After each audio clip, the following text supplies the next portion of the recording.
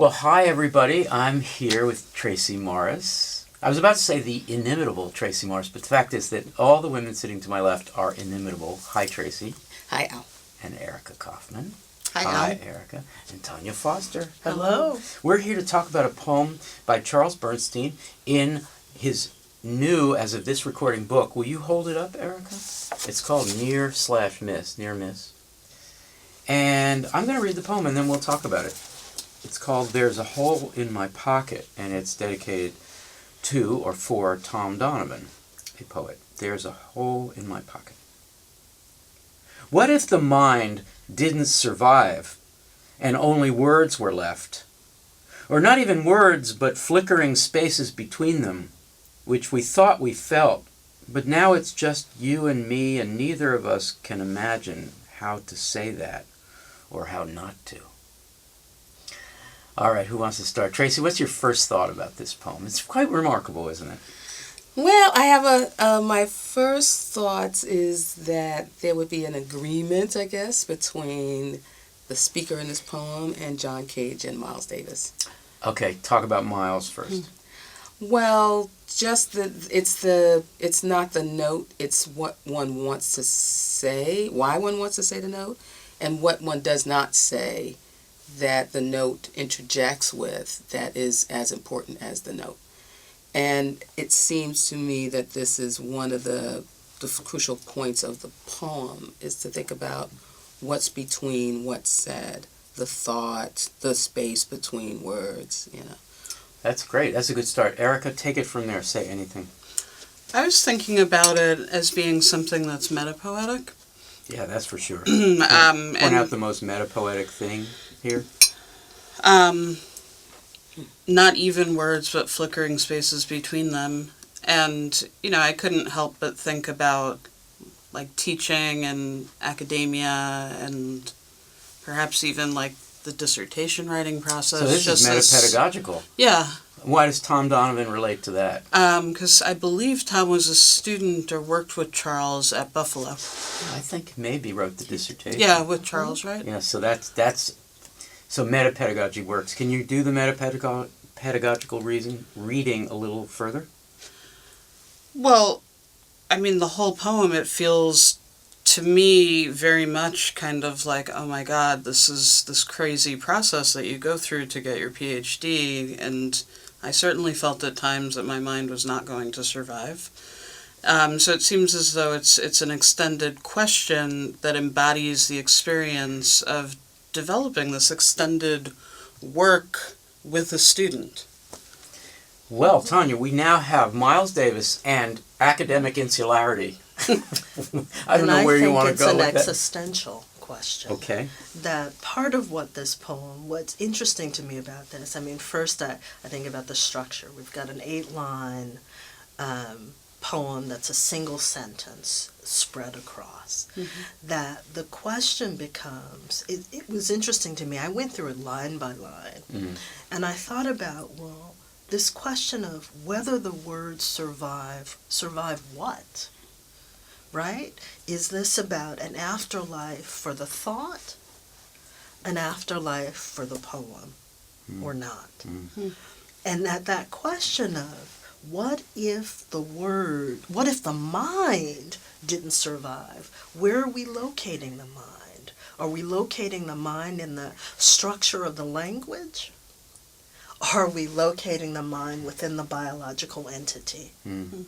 And so these questions, as you kind of move through the poem, what's interesting to me is, first I have the question of, that it sort of begins after the catastrophe, or in the speculation about the afterlife or the aftermath.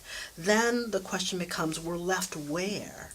Are these the words of the poet, of the writer? Certainly language, words, and grammatical structures exist before and beyond the life of the writer. Wow. Okay, so I'm going to add to that and then turn back to Tracie. I don't know where we're going with this, but it's fun so far. I take from what you just said that this is, not to put too fine a point on it, this is an old person's poem or an old poet's poem.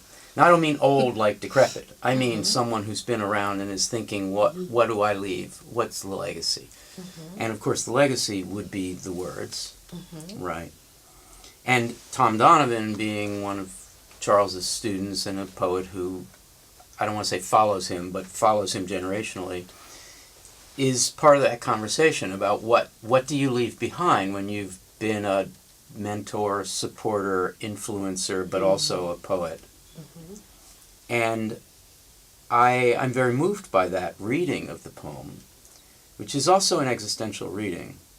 What if the mind didn't survive? The mind that thought of these things didn't survive, and only the words were left, so that you and me becomes not simply a teacher-student, famous, eminent poet, fledgling poet, but actually poet-reader, writer-reader, then we would be the me, and neither of us can imagine how to say those things that were said.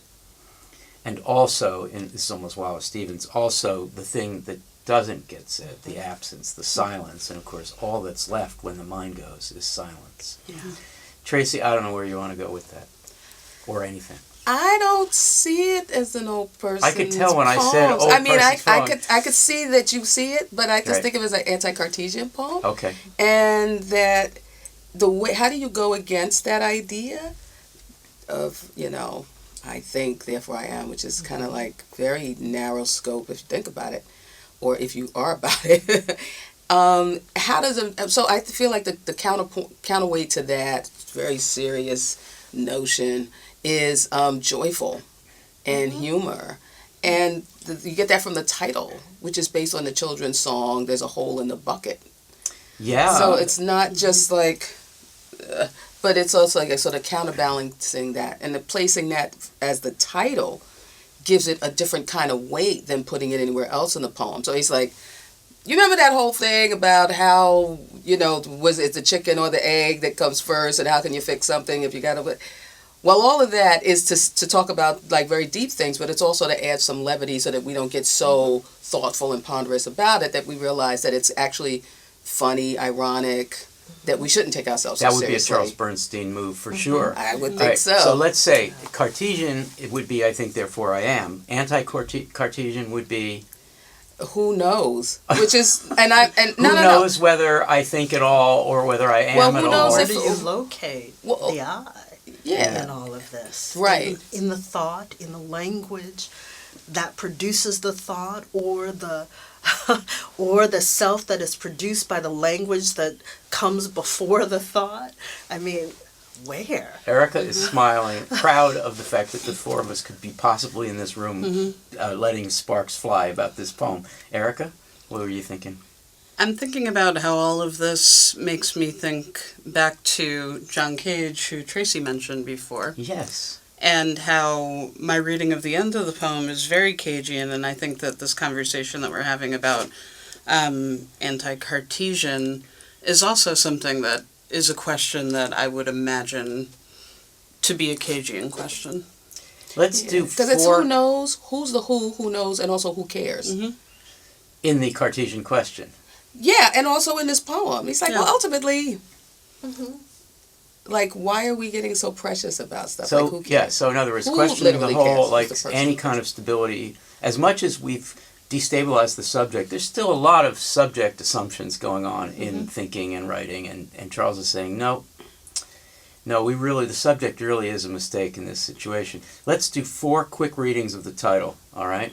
I'll start. It's not just There's a Hole in a Bucket, but there's I want to say Southern poverty song, a song of indigence of the South. That's There's a Hole in My Pocket, meaning I walked to town with 25 cents in my pocket in nickels, and there was a hole in my pocket because I didn't darn it, and now I have no money. That's what I hear, which is to say, there's nothing left, and when there's nothing, which is why I like the old man poem reading, forgive me, when there's nothing left, what do we got? Anyway, other readings of the title. I love how we're going to have 4 different readings. Tracie, you already offered one. You want to do it again? There's a hole in the bucket. Well, I in my just want bucket. to add that the irony for me in knowing that I actually had to look up the origins of that, because my first encounter with There's a Hole in the Bucket was Harry Belafonte singing this song. And I can remember on one of those variety shows, I guess it was in the 70s, and I thought, is this a Afro-Caribbean song? Is this a Southern song? Like, is Black Southern song? And then I found out that the origins of it may have been German.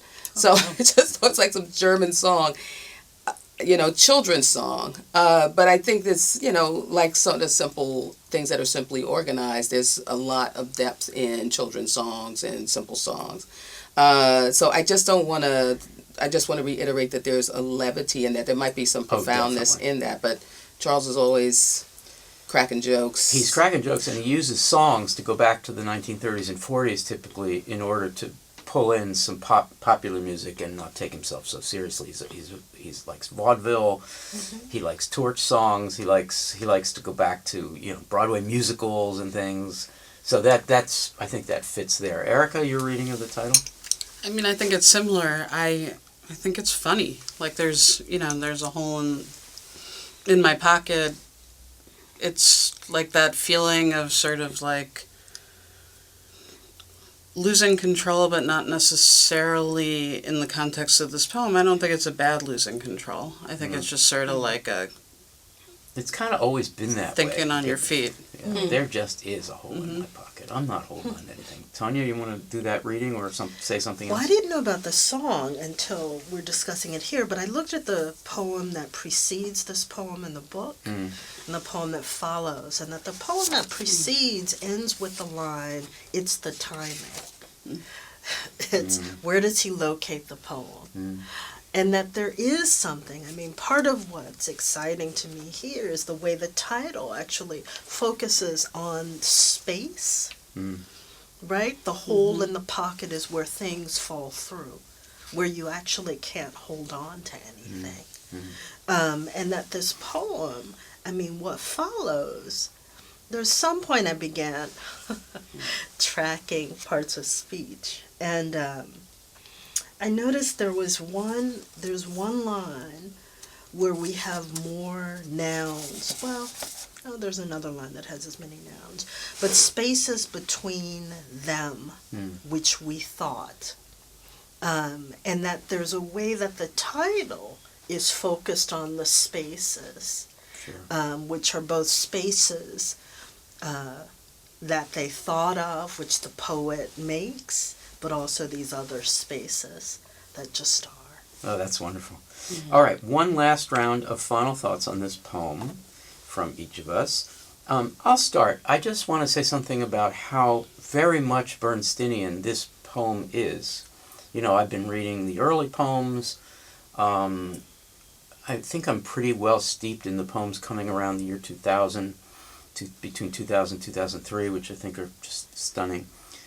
And so the one thing in this poem that I see throughout Charles Bernstein's career as a poet is what happens with the or in the third line.